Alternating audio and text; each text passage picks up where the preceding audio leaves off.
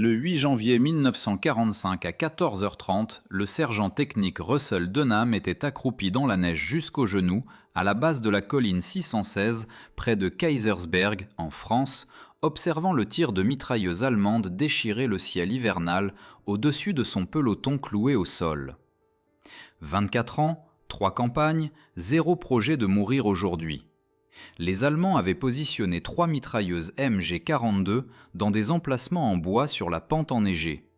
Chaque arme capable de tirer 1200 coups par minute. Le peloton de Dunham avançait à travers la région d'Alsace-Lorraine lorsqu'ils sont tombés dans un piège mortel. Le tir de mitrailleuses pleuvait depuis le sommet de la colline. Des obus d'artillerie explosaient derrière eux. La seule direction restante était tout droit sur une pente à 40 degrés dans des champs de tir convergents. 11 hommes du 2e peloton avaient déjà été tués cette semaine-là. La neige autour de leur position était maculée de rouge. Chaque soldat de la compagnie 1 connaissait les statistiques. Dans la campagne des montagnes des Vosges, la 3e division d'infanterie avait perdu plus d'hommes par jour que toute autre division américaine en Europe. Les Allemands tenaient les hauteurs. Ils avaient des lignes de vue dégagées. Ils avaient des munitions. Dunham regarda la colline. Son peloton était à 35 mètres derrière lui, aplati dans la neige, incapable d'avancer ou de reculer. S'ils restaient cloués au sol, l'artillerie allemande encadrerait leur position et les tuerait tous. S'ils battaient en retraite, ils seraient abattus à découvert. Les mitrailleuses les maintenaient en place. La température était de moins 11 degrés Celsius. La neige avait 46 cm de profondeur. Dunham portait une laine vert-olive standard, ce qui faisait de lui une cible sombre contre le paysage blanc. Tous les autres soldats qui avaient tenté de bouger avaient été repérés immédiatement et forcés de redescendre. Les Allemands possédaient cette colline. Dunham rampa jusqu'à la position de la compagnie et trouva une housse de matelas blanche. Il la déchira et la tira sur son uniforme comme une robe. Puis il commença à charger. Il fourra 12 chargeurs de carabine de 30 coups dans chaque poche et boucle de son uniforme. Il accrocha une douzaine de grenades à fragmentation Mark II à sa ceinture. Il accrocha d'autres grenades à travers ses bretelles. Il enfonça des grenades dans les boutonnières de sa veste de campagne. Quand il se leva, il portait 33 kg de munitions et d'explosifs en plus de son fusil. Son sergent de peloton le regarda. Dunham n'expliqua rien. Il commença simplement à ramper sur la colline. Les premiers 69 mètres lui prirent 18 minutes. Il se déplaçait pendant les moments où le tir allemand se déplaçait vers d'autres secteurs.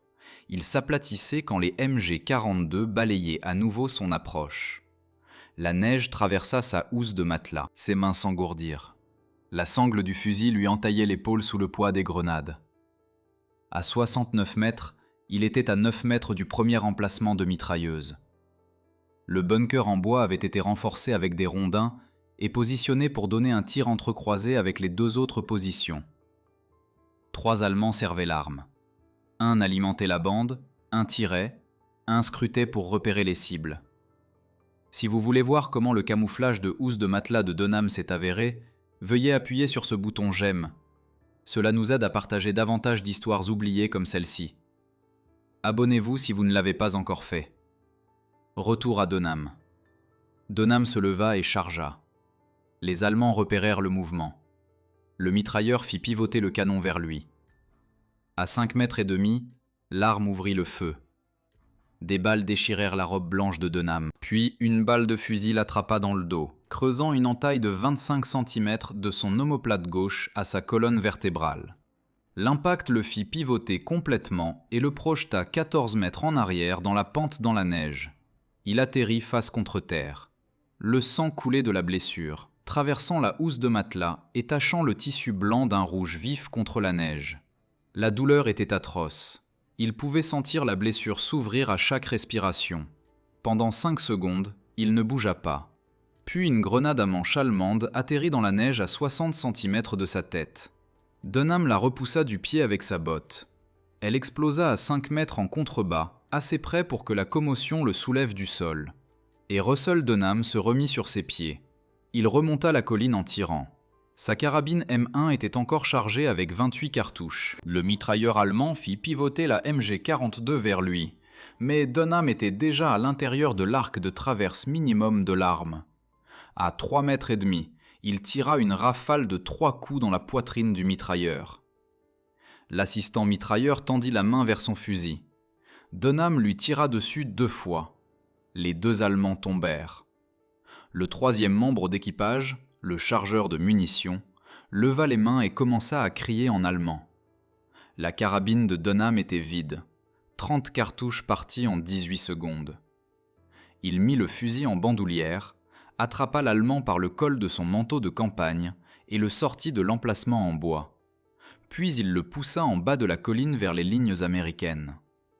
L'Allemand courut à moitié, tomba à moitié dans la neige. Le peloton de Dunham le prendrait pour interrogatoire. Le sang coulait maintenant dans le dos de Dunham en flux réguliers. La blessure par balle avait déchiré muscles et tissus, mais avait manqué sa colonne vertébrale de moins de 5 cm. Chaque mouvement élargissait la plaie. La housse de matelas blanche était trempée de rouge de ses épaules à sa taille. Contre la neige, il ressemblait à un drapeau. Le 2e emplacement de mitrailleuse était à 46 mètres en montée et sur la droite. Les Allemands servant cette arme avaient vu Dunham détruire le premier nid. Ils savaient qu'il arrivait. Ils avaient ajusté leur champ de tir pour couvrir l'approche. Dunham pouvait voir les rondins de bois de leur emplacement et la forme sombre du canon balayant la pente. Il rechargea la carabine avec un nouveau chargeur de 30 coups. 11 chargeurs restants. 10 grenades restantes. Il commença à bouger. Les Allemands ouvrirent le feu à 37 mètres. Des balles sifflèrent près de sa tête et soulevèrent des geysers de neige autour de ses bottes. Dunham se jeta au sol et rampa. La douleur dans son dos était si intense qu'il devait s'arrêter tous les quelques mètres pour ne pas perdre connaissance. Il pouvait sentir le sang s'accumuler à l'intérieur de son uniforme. Ses mains tremblaient de perte de sang et de froid, mais il continua à ramper. À 23 mètres du 2e emplacement, il se leva sur un genou et tira 2 grenades Mark II de sa ceinture. Il arracha les 2 goupilles, compta 2 secondes et les lança en arc de cercle élevé vers le bunker en bois. Les Allemands les virent arriver. L'un d'eux cria. Les 2 grenades explosèrent à l'intérieur de l'emplacement, à moins d'une demi-seconde l'une de l'autre. L'explosion combinée projeta rondins et équipements hors de la position. La mitrailleuse se tut. Dunham avança, carabine levée. La fumée sortait de l'emplacement détruit. Il pouvait voir des parties de corps dans la neige. L'équipe entière de 3 hommes avait été tuée par les grenades.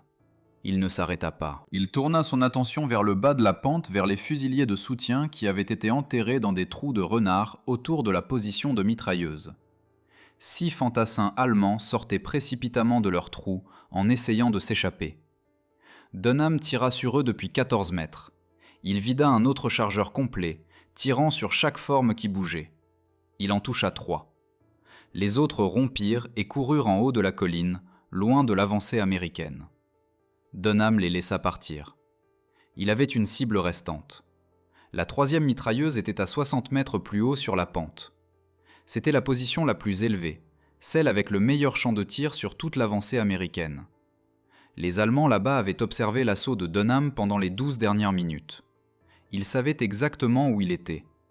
Ils savaient qu'il était blessé. Ils savaient que son manteau blanc était maintenant rouge sang et visible contre la neige depuis 183 mètres, et ils l'avaient dans leur ligne de mire. Dunham leva les yeux vers la colline. Le canon de la MG42 était pointé directement sur lui. Des grenades à fusil commencèrent à exploser dans la neige à 9 mètres de sa position. Les commotions le projetèrent sur le côté. Il toucha le sol alors que le tir de mitrailleuse déchirait l'air où il se tenait. Il était à découvert. Aucun abri. La traînée de sang derrière lui dans la neige ressemblait à une route. Et les Allemands au sommet de la colline n'allaient pas le manquer à nouveau. Dunham rampa. Le 3e emplacement de mitrailleuse était creusé dans un groupe d'arbres à 37 mètres de vent et 9 mètres plus haut en altitude. Les Allemands l'avaient renforcé avec des sacs de sable et positionné pour couvrir toute l'approche sud de la colline 616. Toutes les quelques secondes, la MG42 tirait une rafale, marchant les balles à travers la neige, le cherchant. Il se déplaçait pendant les intervalles entre les rafales. 5 mètres, stop. Attendre que l'arme traverse. 3 mètres de plus. La neige était si froide qu'elle brûlait ses mains. La blessure dans son dos était passée d'une douleur aiguë à une douleur sourde et profonde qui irradiait dans tout son torse. Il avait perdu assez de sang pour que sa vision commence à se rétrécir sur les bords. Mais il avait encore 9 chargeurs et 8 grenades. À 37 mètres de la 3e position, une grenade à fusil explosa à 5 mètres et demi sur sa gauche. L'explosion projeta neige et terre gelée sur son dos, et l'impact des éclats d'obus donna l'impression d'être frappé par un cheval. Il ne savait pas s'il avait été touché à nouveau. Il ne pouvait plus le dire. Tout faisait mal. Il continua à ramper. 27 mètres. 23. Le tir de mitrailleuse devenait plus précis. Les Allemands pouvaient le voir maintenant, même contre la neige. Le sang avait traversé toute la housse de matelas. Il laissait une traînée rouge qui pointait directement vers sa position comme une flèche. 18 mètres. 14. À 14 mètres, Dunham arrêta de ramper et rassembla ses jambes sous lui. Il devait chronométrer cela parfaitement. La MG-42 tirait par rafale de 8 à 12 coups, puis faisait une pause de 2 à 3 secondes pendant que le mitrailleur réajustait sa visée. Dunham compta. Rafale 1, 2, 3. Il bondit sur ses pieds et tituba en avant. Les Allemands le virent immédiatement. Le mitrailleur fit pivoter le canon, mais Dunham bougeait déjà, tirait déjà des grenades de sa ceinture. Il avait 2 Mark II dans ses mains, goupilles retirées. À 9 mètres, il les lança toutes les deux. La première grenade toucha les sacs de sable et rebondit dans l'emplacement. La seconde passa par l'étroite fente de tir. Dunham plongea à plat ventre alors que les 2 grenades explosaient. L'explosion fut massive. Les sacs de sable volèrent en éclats. Les rondins de bois craquèrent et se fendirent. Le canon de la mitrailleuse fut projeté latéralement hors de son support. Dunham se releva. La fumée sortait de la position détruite. Il avança avec sa carabine levée, scrutant tout mouvement. Les 3 membres d'équipage étaient à terre. L'un bougeait encore, essayant d'atteindre un fusil. Dunham lui tira dessus une fois. L'Allemand cessa de bouger. Puis il entendit des bottes crisser dans la neige derrière lui. Dunham fit volte-face. Un fusilier allemand était remonté d'un des trous de renard de soutien, peut-être à 6 mètres. L'Allemand leva son fusil carabineur 98 et tira à bout portant. La balle manqua la tête de Dunham de 8 cm. Dunham riposta. Sa première balle toucha l'Allemand à la gorge. Sa seconde toucha le centre de masse. L'Allemand tomba en arrière dans la neige et ne bougea plus. Dunham se tenait au sommet de la colline, respirant difficilement. Sa carabine était à nouveau vide. Il avait tiré 175 cartouches. Il avait lancé 11 grenades. 3 positions de mitrailleuses étaient détruites. 9 Allemands étaient morts. 7 autres étaient blessés. 2 avaient été faits prisonniers. Et son peloton n'était plus cloué au sol. En dessous de lui, il pouvait voir la compagnie 1 avancer sur la pente. Son frère Ralph était parmi eux, se déplaçant avec la 2e escouade. Les Allemands se repliaient vers des positions secondaires plus haut sur la crête. L'attaque réussissait. La colline 616 serait aux mains américaines à la tombée de la nuit. Dunham regarda son uniforme. La housse de matelas blanche était complètement rouge maintenant, saturée de sang du cou jusqu'aux genoux. Il pouvait sentir la blessure dans son dos se déchirer à chaque respiration. La douleur était si intense qu'il ne pouvait pas penser clairement. Ses mains tremblaient de manière incontrôlable à cause du choc et de la perte de sang. Mais il l'avait fait. 120 soldats de la compagnie 1 avaient été cloués dans cette vallée. Sans son assaut, ils auraient été massacrés par l'artillerie dans l'heure. Maintenant ils bougeaient. Maintenant ils se battaient. Maintenant ils avaient une chance. Dunham s'assit dans la neige et attendit que les infirmiers l'atteignent. Il ne pensait pas qu'il allait mourir. Pas aujourd'hui. Les infirmiers atteignirent Dunham 8 minutes après qu'il se soit assis. Ils découpèrent la housse de matelas trempée de sang et ouvrirent sa veste de campagne pour évaluer la blessure. La balle avait creusé une entaille de 25 cm de long et 5 cm de profondeur dans son dos, allant de son omoplate gauche vers sa colonne vertébrale. Les infirmiers pouvaient voir le tissu musculaire et l'os exposés. Ils remplirent la blessure de poudre de sulfamide et l'enveloppèrent avec des bandages de compression. Puis ils lui firent une injection de morphine et le marquèrent pour évacuation. Dunham refusa de partir. Il redescendit la colline avec la compagnie I, portant sa carabine vide. Au moment où ils atteignirent le poste de secours du bataillon à 18 heures, il avait perdu assez de sang pour s'effondrer à l'entrée. Le chirurgien du bataillon l'examina et ordonna immédiatement son transfert vers l'arrière pour une chirurgie. La blessure nécessitait des points de suture, un débridement et au moins 2 semaines de récupération avant qu'il puisse retourner aux opérations de combat. Dunham passa 4 jours au poste de triage de la division. Les chirurgiens nettoyèrent la blessure et la refermèrent avec 43 points de suture. Ils lui dirent que la balle avait manqué sa moelle épinière de moins de 5 cm. Si l'angle avait été légèrement différent, il aurait été paralysé de la taille vers le bas. Si l'entaille avait été de 2,5 cm plus profonde, elle aurait complètement sectionné sa colonne vertébrale. Mais la blessure était propre, aucun dommage nerveux majeur, aucune infection. Il guérirait. Le 13 janvier, 5 jours après l'assaut sur la colline 616, Dunham fut libéré du poste de triage et envoyé dans une zone de repos à 32 km derrière les lignes de front. La 3e division d'infanterie se battait continuellement depuis son débarquement dans le sud de la France, en août 1944. La division avait traversé les montagnes des Vosges, combattu à travers Strasbourg, et était maintenant engagée dans l'opération Nordwind, la dernière offensive allemande majeure sur le front occidental. Les pertes avaient été catastrophiques. Rien qu'en décembre, la division avait perdu 863 hommes tués et 3200 blessés. Chaque compagnie de fusiliers opérait à 60% de sa force. Le pipeline de remplacement ne pouvait pas suivre les pertes. Les hommes étaient renvoyés au combat avant que leurs blessures ne soient complètement guéries, parce qu'il n'y avait personne d'autre pour tenir la ligne. La blessure de Dunham suintait encore à travers les bandages. Les points de suture tiraient chaque fois qu'il bougeait. Les médecins lui avaient dit qu'il avait besoin de 3 semaines supplémentaires de récupération avant de retourner au service. Mais le 18 janvier, 10 jours après la colline 616, il entra dans le poste de commandement de la compagnie 1 et se présenta pour le service. Sa blessure n'était pas guérie. Les points de suture étaient encore là, mais le 2e peloton était réduit à 18 hommes, et ils avaient besoin de chaque fusil qu'ils pouvaient obtenir. Le commandant de compagnie regarda le dossier médical de Dunham, regarda Dunham, et le réaffecta à son escouade. Aucune question posée. Il se déplaçait vers le nord, vers Holzwihr, une petite ville à 24 km de la frontière allemande. Le renseignement signalait de lourdes blindés allemands dans la région. Des unités Panzer de la 19e armée menaient des attaques de harcèlement pour retarder l'avancée américaine. La compagnie 1 tiendrait une position défensive sur le bord sud de la ville. Dunham rejoignit son peloton le 20 janvier. Son frère Ralph était toujours avec la 2e escouade, portant toujours le même fusil automatique Browning qu'il utilisait depuis l'Afrique du Nord. Ils ne parlèrent pas de la colline 616. Il n'y avait rien à dire. Tout le monde dans la compagnie savait ce qui s'était passé. Le général Patch lui-même avait visité le bataillon le 16 janvier et avait demandé à rencontrer Dunham. Le général lui avait serré la main et dit que ses actions avaient sauvé la vie de 120 hommes qui auraient été tués par l'artillerie si les mitrailleuses n'avaient pas été éliminées. Mais c'était la colline 616. Ceci était Holzwihr. Combat différent, enjeux différents.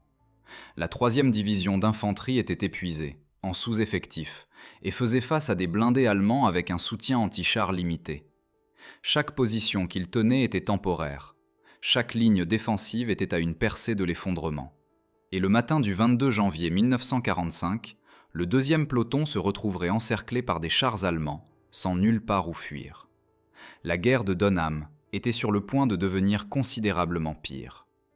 À 6 heures du matin le 22 janvier 1945, des chars allemands apparurent sur 3 côtés de la position de la compagnie 1 à Holzwihr. Dunham compta 7 chars Panther et 3 Tiger I se déplaçant à travers le brouillard matinal, leurs moteurs grondant comme un tonnerre roulant à travers les champs gelés. La 3e division d'infanterie n'avait aucun soutien blindé dans ce secteur, aucun chasseur de chars, aucune artillerie à portée. Le 2e peloton avait 2 équipes de bazookas et exactement 14 roquettes entre elles. L'attaque allemande venait des unités de réserve blindées de la 19e armée qui avaient été retenues pendant l'opération Nordwind et étaient maintenant engagées pour couper le saillant américain poussant vers le Rhin. Les Panthers arrivèrent de l'ouest, avançant en ligne échelonnée à travers les terres agricoles ouvertes. Les Tigers remontèrent du sud, leurs canons de 88 mm traversant déjà pour engager toute cible montrant du mouvement. La position de la compagnie 1 était indéfendable. Il tenait un groupe de bâtiments agricoles sur le bord sud d'Holtzwihr, sans couverture, sans dissimulation, et aucun moyen d'arrêter des chars de 70 tonnes avec un blindage frontal de 20 cm d'épaisseur. Les équipes de bazooka tirèrent leurs roquettes à portée maximale. 2 touchèrent. Les 2 rebondirent sur la plaque glacie des Panthers sans pénétrer. Les Allemands ne ralentirent même pas. À 6h30, le commandant de compagnie donna l'ordre de se rendre. Des drapeaux blancs se levèrent de 3 bâtiments. Les chars allemands cessèrent d'avancer et l'infanterie avança pour faire des prisonniers. 147 hommes de la compagnie 1 sortirent les mains en l'air. Les Allemands les désarmèrent, les fouillèrent et les formèrent en colonne pour le transport vers les camps de prisonniers à l'arrière. Dunham ne se rendit pas. Il se glissa par l'arrière de la ferme pendant que les Allemands traitaient les prisonniers et courut vers l'ouest à travers une ligne d'arbres nus vers un groupe de dépendances à 183 mètres. Sa blessure au dos s'était rouverte pendant la nuit. Il pouvait sentir le sang suinter à travers les bandages sous son uniforme, mais il n'allait pas passer le reste de la guerre dans un camp de prisonniers. Il atteignit les dépendances sans être repéré. Il y avait 3 structures, une petite grange, un hangar à outils et un bâtiment de stockage en pierre avec une porte en bois pendant de ses gonds. Dunham vérifia d'abord la grange, vide sauf du foin pourri. Le hangar n'avait rien d'autre que du matériel agricole cassé. Le bâtiment de stockage avait des tonneaux. 6 tonneaux en bois se tenaient contre le mur du fond, chacun d'environ 1,20 m de haut et 91 cm de diamètre. Dunham souleva le couvercle du premier tonneau. Pommes de terre gelées solides. Deuxième tonneau vide. Troisième tonneau. Choucroute. Le chou fermenté remplissait le tonneau jusqu'à 15 cm du haut, et l'odeur le frappa comme une force physique. C'était écrasant, acide, assez fort pour lui faire pleurer les yeux. Dunham regarda en arrière vers la ferme. Des soldats allemands se déplaçaient maintenant dans la zone, vérifiant les bâtiments, cherchant des traînards. Il pouvait entendre des voix criant en allemand, des bottes crissant sur le sol gelé. Il serait là dans quelques minutes. Il grimpa dans le tonneau de choucroute. Le chou était froid et visqueux, et assez serré pour qu'il doive se forcer à descendre dedans. Il s'enfonça jusqu'à la poitrine, puis le cou, puis tira le couvercle en bois au-dessus de sa tête et se cala dans la masse fermentée. L'odeur était suffocante. La saumure traversa son uniforme et pénétra dans la blessure ouverte de son dos. La brûlure était atroce, comme de l'acide versé directement dans le tissu à vif. Il mordit sa langue pour ne pas crier. Il pouvait entendre les Allemands entrer dans le bâtiment de stockage. Des bottes sur le sol de pierre, des voix discutant de quelque chose en allemand rapide, le son de tonneaux qu'on frappe, de couvercles qu'on soulève. Il vérifiait chaque conteneur. Dunham retint son souffle et se pressa plus profondément dans la choucroute. Le couvercle au-dessus de lui resta fermé. Les Allemands traversèrent le bâtiment, vérifièrent les autres tonneaux et partirent. Dunham resta dans le tonneau. Il ne bougea pas. Il respirait à peine. La température baissait. La nuit arrivait. Et il n'avait aucune idée si les Allemands reviendraient. Dunham passa 13 heures dans le tonneau de choucroute. La température chuta à moins 13 degrés Celsius après le coucher du soleil. La saumure gela en bouillie autour de son corps. Il ne sentait plus ses mains ni ses pieds. La blessure dans son dos était devenue engourdie à cause du froid et de la brûlure acide du chou fermenté. Toutes les heures, il déplaçait légèrement son poids pour maintenir la circulation sanguine, mais le mouvement envoyait de nouvelles vagues de saumure dans la plaie qui traversait sa colonne vertébrale. À 7 heures du matin, le 23 janvier, le soleil se leva. Dunham pouvait voir de fines bandes de lumière à travers les fentes du couvercle en bois du tonneau. Il écouta. Aucune voix, aucun bruit de moteur, aucune botte sur le sol gelé. Les Allemands étaient partis. Il attendit encore 30 minutes pour en être certain, puis poussa lentement le couvercle et sortit du tonneau. Son uniforme était trempé de saumure de choucroute et gelé raide. Ses doigts étaient blancs à cause des engelures. Les bandages sur son dos s'étaient complètement dissous, laissant la plaie exposée. Il pouvait sentir la choucroute sur lui-même à 3 mètres de distance. Mais il était vivant, et il était libre. Il se dirigea vers la porte du bâtiment de stockage et regarda dehors. La cour de la ferme était vide. Les chars allemands s'étaient retirés pendant la nuit. La position de la compagnie 1 était abandonnée, à l'exception de l'équipement que les Allemands n'avaient pas pris la peine de récupérer. Dunham pouvait voir des casques américains et des fusils éparpillés dans la terre. Il devait bouger. Il devait retourner aux lignes américaines avant que les Allemands ne reviennent. Mais d'abord, il devait uriner. 13 heures dans un tonneau sans bouger l'avaient laissé à l'agonie. Il sortit du bâtiment de stockage, contourna le coin jusqu'au côté de la grange et se soulagea contre le mur de pierre. C'est alors que les 2 soldats allemands apparurent. Ils arrivèrent du coin opposé de la grange d'un pas tranquille, se parlant à voix basse. Ils virent Dunham immédiatement. Les 2 levèrent leurs fusils et commencèrent à crier en allemand. Dunham leva les mains. Il n'avait aucune arme visible. Sa carabine était toujours dans le tonneau de choucroute. Il était trempé, couvert de choux fermentés et manifestement désarmé. Les Allemands s'approchèrent prudemment. Le premier soldat garda son fusil pointé sur Dunham, tandis que le second s'avança pour le fouiller. L'Allemand palpa sa veste de campagne, vérifiant les poches. Il trouva un paquet de cigarettes Lucky Strike dans la poche gauche de la poitrine de Dunham et le brandit. L'autre Allemand baissa immédiatement son fusil et tendit la main vers les cigarettes. Les 2 soldats commencèrent à se disputer. Le premier qui les avait trouvés revendiquait la propriété. Le second dit qu'il devait les partager. Ils se disputèrent pendant 30 secondes. Les 2 étaient entièrement concentrés sur les cigarettes. Aucun des 2 ne termina de fouiller Dunham. Aucun des 2 ne vérifia son côté droit. Aucun des 2 ne remarqua le pistolet Colt M1911 dans un étui en cuir sous son bras droit, sous sa veste de campagne. Les Allemands finirent par accepter de partager les cigarettes, divisèrent le paquet et firent signe à Dunham de commencer à marcher. Ils le conduisirent jusqu'à la route principale, où un Kübelwagen allemand tournait au ralenti, son conducteur attendant derrière le volant. Les 2 soldats poussèrent Dunham sur le siège arrière et montèrent de chaque côté de lui. Le conducteur passa la vitesse et se dirigea vers l'est en direction des lignes allemandes. Dunham s'assit entre ses ravisseurs, les mains sur les genoux, et ne dit rien. Ils roulèrent pendant 40 minutes à travers des terres agricoles gelées et de petits villages. À 11 heures, le conducteur quitta la route principale et s'arrêta devant un château en pierre qui avait été converti en poste de commandement allemand. Le conducteur dit quelque chose en allemand et descendit du véhicule. Il marcha vers l'entrée du château et disparut à l'intérieur, laissant le moteur tourner.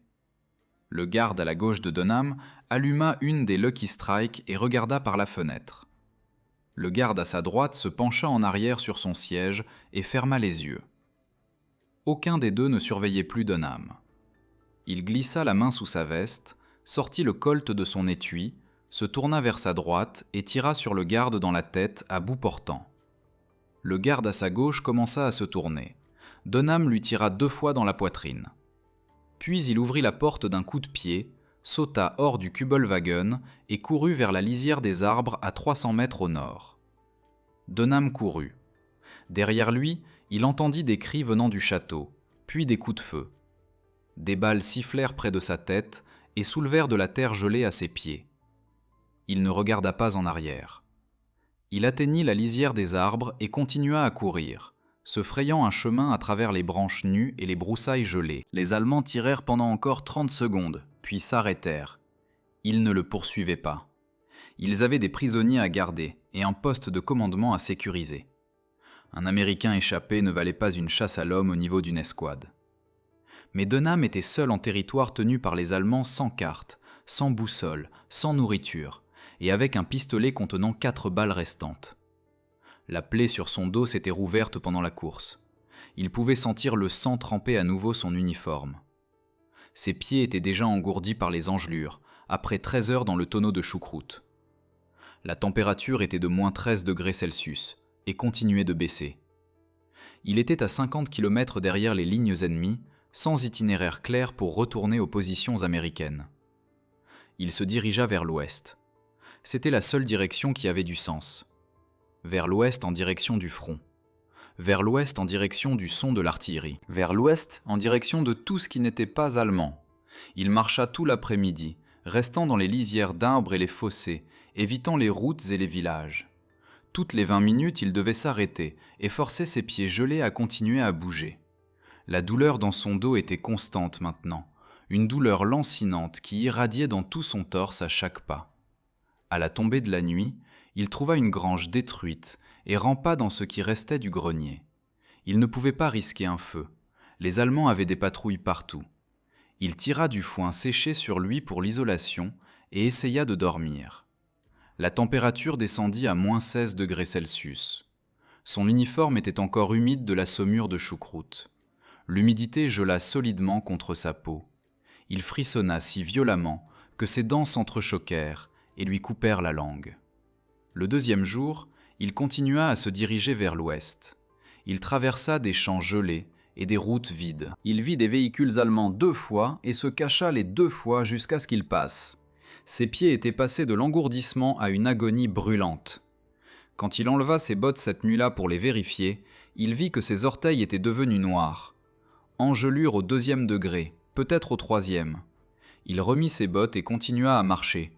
S'il arrêtait de bouger, il mourrait de froid.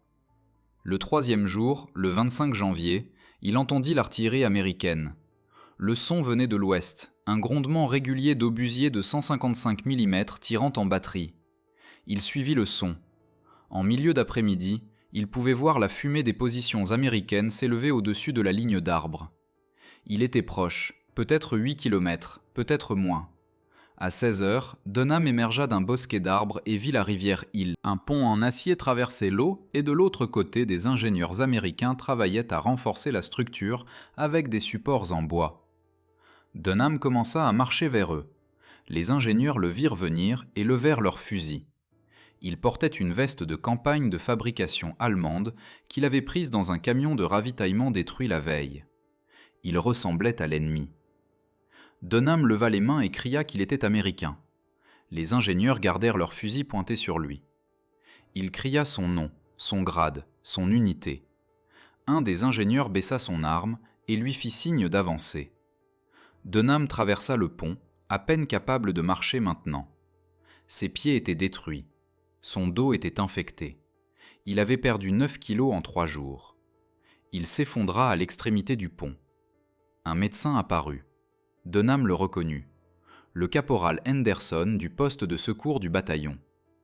Henderson regarda les pieds de Dunham, regarda la plaie sur son dos et appela immédiatement une civière. Ils chargèrent Dunham sur un camion et le conduisirent au poste de triage de la division.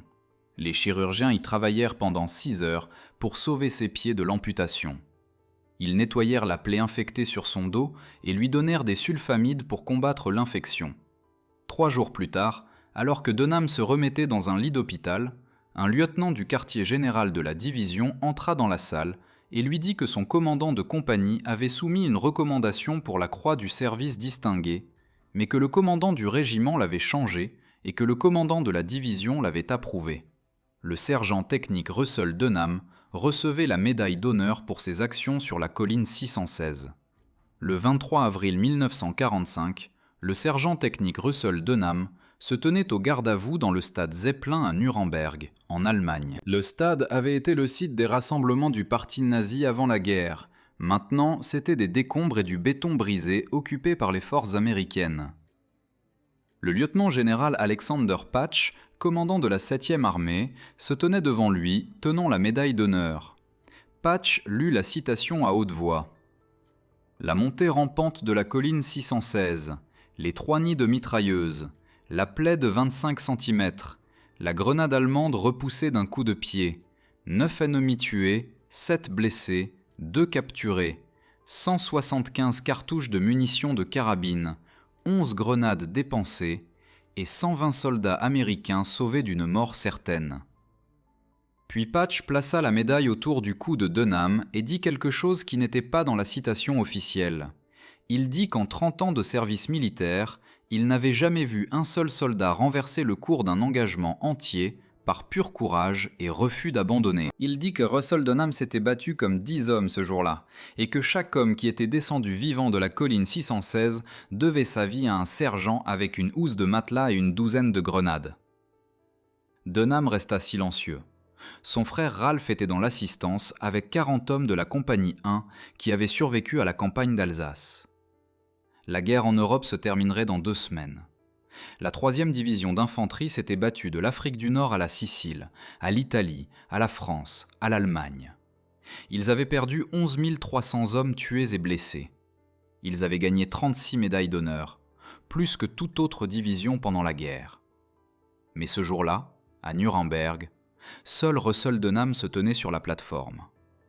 Les médecins avaient sauvé ses pieds. L'infection de la plaie de son dos s'était résorbée après 3 semaines de traitement au sulfamide.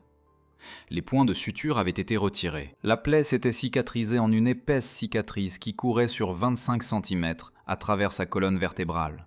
Il porterait des éclats d'obus dans son dos pour le reste de sa vie, de petits fragments trop profonds pour être retirés sans risquer la paralysie. Après la cérémonie, Denham retourna aux États-Unis. Il avait 25 ans. Il s'était engagé en août 1940 avec son frère Ralph parce que le travail était rare pendant la dépression et que l'armée payait 30 $ par mois. Il avait survécu à 4 débarquements amphibies, 7 campagnes majeures et 2 tentatives d'évasion de la capture allemande. Il avait tué au moins 19 soldats ennemis qui pouvaient être confirmés. Il avait été blessé 3 fois. Il rentra chez lui dans l'Illinois. Il épousa une femme nommée Mary et travailla comme conseiller en prestation pour l'administration des anciens combattants à Saint-Louis pendant 32 ans. Il aida les anciens combattants de retour à naviguer dans le système, à déposer des réclamations, à accéder aux soins médicaux. Il assista aux conventions de la médaille d'honneur et aux réunions avec la 3e division d'infanterie. Il ne parlait jamais beaucoup de la guerre, à moins que quelqu'un de lui demande directement. Et quand il le faisait, il disait toujours la même chose. Il disait qu'il faisait juste son travail. Il disait que n'importe quel homme de la compagnie I aurait fait la même chose. Russell Denham mourut dans son sommeil le 6 avril 2009, dans sa maison à Godfrey, dans l'Illinois. Il avait 89 ans. Son frère Ralph était mort 10 ans plus tôt. La plupart des hommes de la compagnie I étaient partis. La guerre qui avait consumé leur jeunesse était maintenant de l'histoire ancienne pour la plupart des Américains. Mais la citation de la médaille d'honneur demeurait. Le dossier officiel demeurait. Et 120 hommes qui auraient dû mourir sur la colline 616 en janvier 1945 avaient vécu à la place. Si cette histoire vous a ému comme elle nous a émus, faites-moi une faveur, appuyez sur le bouton j'aime. Chaque j'aime dit à YouTube de montrer cette histoire à plus de gens. Abonnez-vous et activez les notifications. Nous sauvons des histoires oubliées des archives poussiéreuses chaque jour. Des histoires sur des sergents qui ont sauvé des vies avec des housses de matelas et des grenades. De vraies personnes, un vrai héroïsme. Laissez un commentaire maintenant et dites-nous d'où vous regardez. Regardez-vous des États-Unis, du Royaume-Uni, du Canada, de l'Australie? Notre communauté s'étend à travers le monde entier. Vous n'êtes pas juste un spectateur, vous faites partie de ceux qui gardent ces mémoires vivantes. Dites-nous votre emplacement. Dites-nous si quelqu'un de votre famille a servi. Faites-nous juste savoir que vous êtes là. Merci d'avoir regardé et merci de faire en sorte que Russell Denham ne disparaisse pas dans le silence. Ces hommes méritent d'être rappelés et vous aider à faire en sorte que cela se produise.